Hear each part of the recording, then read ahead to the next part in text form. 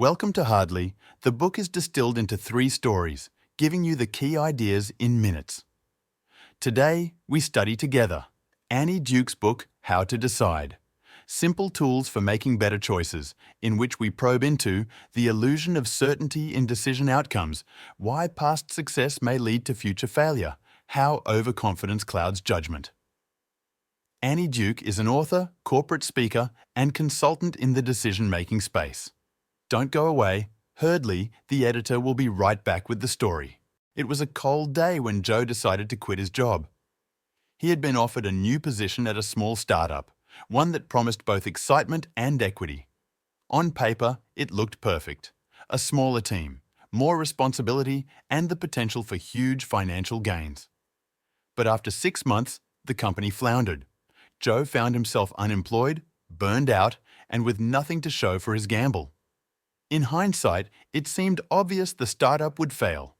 Their business plan was shaky, and the market was far more competitive than Joe had realized. As he reflected, he couldn't help but feel like he should have known better. But could he? This is where Joe, like many of us, fell into the trap of resulting, judging the quality of his decision by the outcome. As the book mentions, good decisions can still lead to bad outcomes, and bad decisions can sometimes yield good results. Joe's story isn't about making the wrong decision, but about expecting certainty in a world full of uncertainty. The takeaway for Joe, and for us, is to stop obsessing over whether the decision turned out well or poorly. Instead, focus on whether the process of making that decision was sound. Did Joe gather enough information? Did he consider the risks? That's what matters. A solid decision-making process doesn't guarantee success, but it does increase the odds. And in the world of decisions, that's as close to control as you'll get. As Joe grapples with his lesson, it reminds us of a similar story, but with a twist of success. Unlike Joe, Amanda seemed to have it all figured out. She invested in a tech stock after hearing glowing reviews from a well-known financial expert. The stock skyrocketed, and Amanda made a hefty profit. Her friends praised her brilliance. But was it brilliance? When Amanda looked back at why she made that choice, she realized it was purely based on someone else's opinion. She hadn't done her own research. She had simply followed the crowd. It was pure luck that the stock performed so well. This is where the book shines light on the overconfidence bias, the tendency to attribute success to our skills when in fact it was often luck. Amanda was basking in what the book calls dumb luck, mistaking a fortunate outcome for smart decision-making. As Amanda learned, it wasn't her expertise that earned her the win, it was the unpredictable market forces.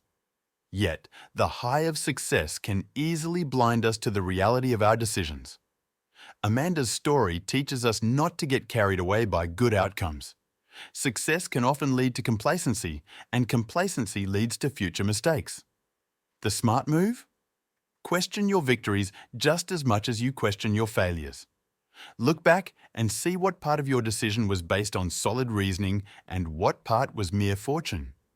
This isn't about doubting yourself, it's about sharpening your future decision-making.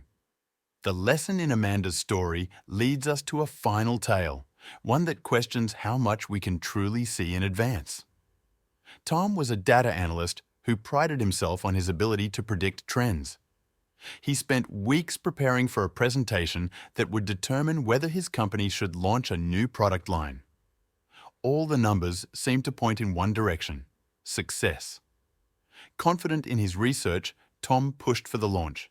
But 6 months later, sales were abysmal, and Tom was left wondering how it all went so wrong. It turns out Tom had fallen prey to hindsight bias, the belief that an outcome was predictable all along.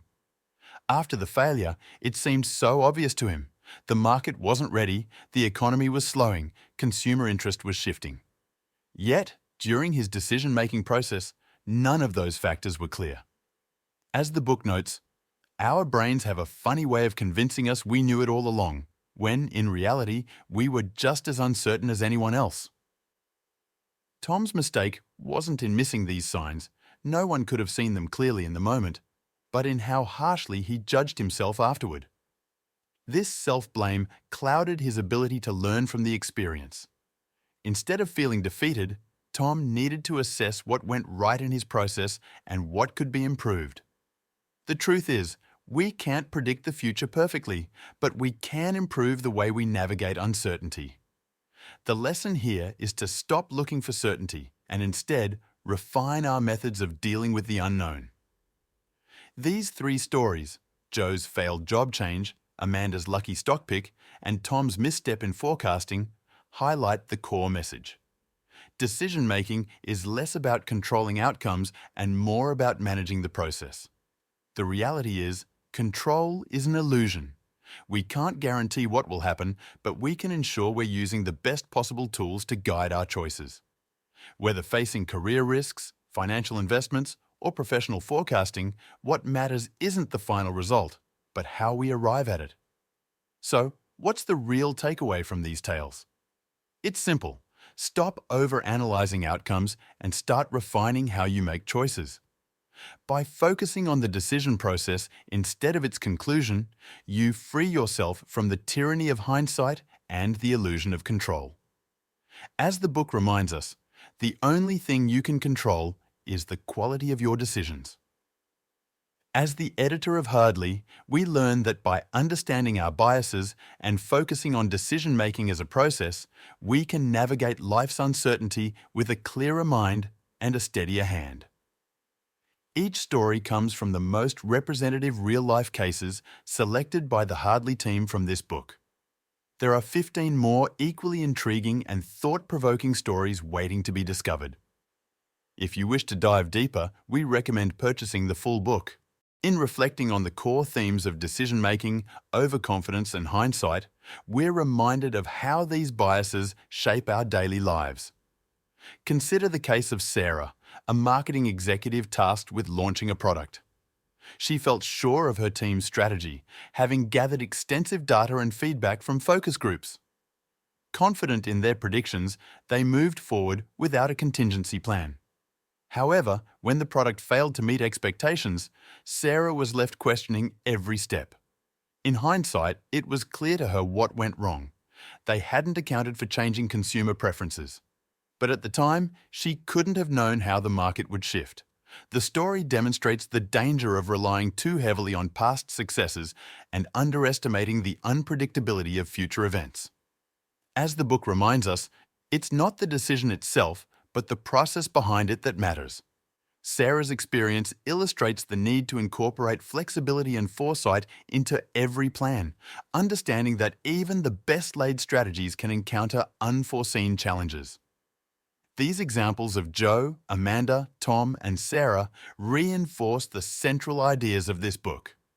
You can never predict the future perfectly, but refining your decision-making process and recognizing biases like overconfidence and hindsight can help you manage the outcomes more effectively.